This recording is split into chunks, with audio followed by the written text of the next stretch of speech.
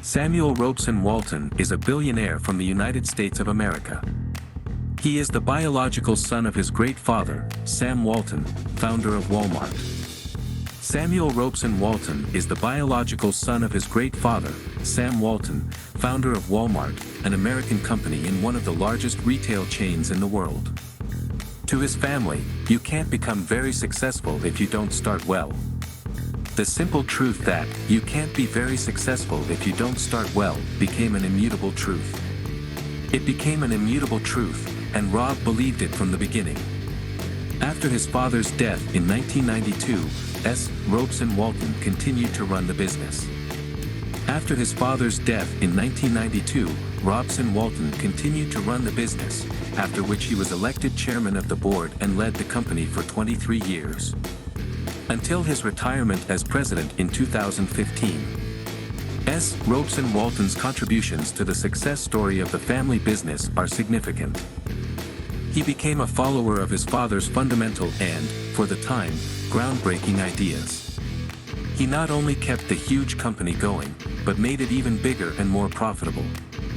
In the past 6 years, Robson Walton has doubled his fortune. According to Forbes 2018, his fortune is estimated at $46.2 billion, which puts him in 15th place. As the owner of $46 billion, Robson Walton is an incredibly wealthy man, but he has also been called a recluse. This retail king reportedly never tips. He also does not give interviews. When reporters ask questions about the billionaire's personal life, they get the same comments. They get the same comments in return. It's a private matter, so no comments. It's better to ask how business is going. His family history also varies greatly from source to source. In one he was married twice, in another he was married 3 times. What is known for sure is that he has 5 children, 3 with one wife, 2 with another, and 1 with a third. That his current wife, married in 2005, is Melanie Walton, who is 30 years younger than Robeson. Growing up, the future billionaire was born in Tulsa, Oklahoma's second-largest city. October 28, 1944, in the home of Helen and Sam Walton, Helen and Samuel. Rob was the oldest of 4 siblings. Rob's father recovered from the financial difficulties caused by the birth of his eldest son and opened his first business in 1945. He opened his first store in 1945 in Newport, Arkansas. He signed a franchise agreement and opened his first retail store, with the proud sign Ben Franklin, a well-known brand name. 5 years later, however, he failed. But it wasn't Sam's fault. He more than doubled his sales. The brand owners were jealous. They didn't think Sam was to blame for anything. Sam treated every customer as a valued human being. Sam treated every customer with love and like another customer. It seemed as if he opened his store just for these customers. This was in spite of the fact that his store had become the most profitable in the chain. Sam was denied a contract extension. It didn't end there. However, his father's rule says, the secret to a successful retail business is his father's rule, which his eldest son later learned well. There were times when he failed to start a business from scratch. Such was the case on little Rob's first day at work. It was in Bentonville, where the Waltons had moved. In a barn, shabby with time and a little renovation, Sam threw a store opening party. No one came. A downpour came down on the town. The rain was so heavy that the roof wouldn't hold for half a day. 6-year-old Robeson helped his father rescue the flooded and soaked items. But what a surprise it was. But what awaited him afterward was a familiar success. The first supermarket in Arkansas was opened by brothers Sam and James together. They invested the last of their money to get the project up and running. Their wives and children worked alongside them. Robeson recalled his father's management lessons from his childhood. It was Sam Walton who introduced price reductions for his customers. If we could buy something cheaper from our suppliers. It was a novelty at the time. Shoppers quickly appreciated this innovation, and the stores were becoming more and more popular. Another equally important innovation was that Sam Walton's supermarkets welcomed customers with a smile. The Wal Mart chain of stores was expanding. He got his driver's license and was busy delivering goods to retail stores. He had to do it at night because he was studying at the University of Worcester during the day.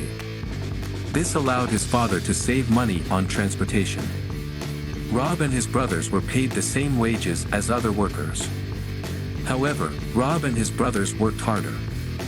Robson Walton recalls, "My father told me to invest part of my salary in shares in his business, and when the business was launched, the children invested a modest amount.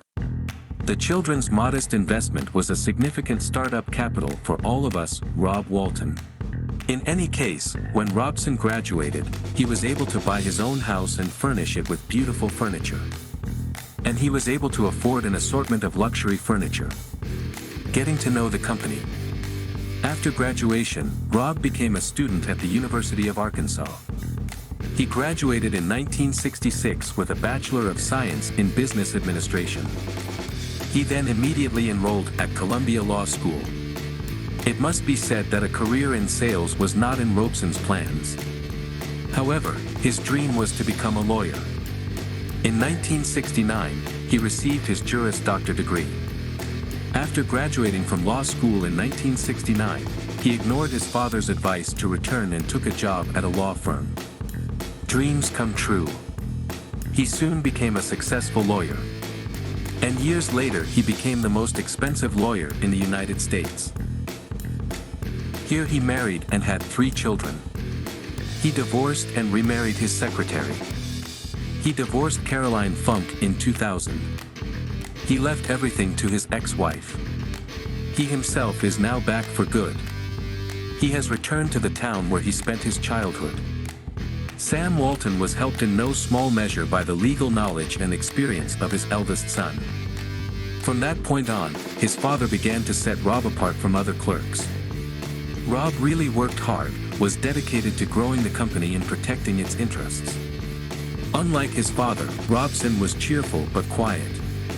When he would go hunting with his father, he would swap his hunting boots for sneakers and walk along the lake shore. When his father and dog were out of sight, he would change his hunting boots for slippers and walk along the lake shore. And during regular visits to the family store with his father, Robeson remained silent. In 1978, Sam Walton asked him to join the board of directors. 4 years later he was named vice president of the then world-famous Wal Mart. By then Wal Mart had grown into a respectable chain of stores. There were more than 230 of them, and sales exceeded $1 billion a year. This was thanks to Robeson, who worked alongside his father and brothers. Together with his father and brothers, Robson created a vision for the continued growth of the chain. As a result, owner Sam Walton became the richest man in America in 1985.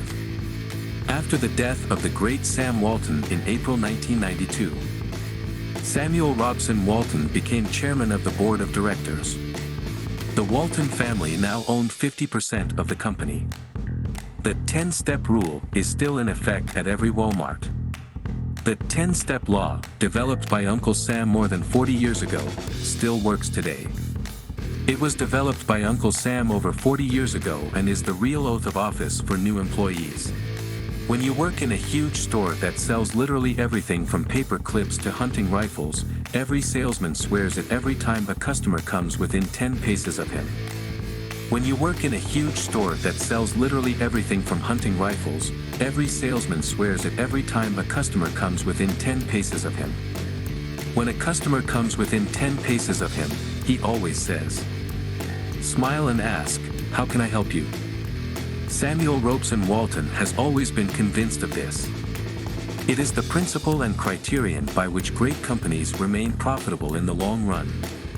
Samuel Robson Walton has always been convinced that these principles and standards are the basis for the long-term profitability of great companies.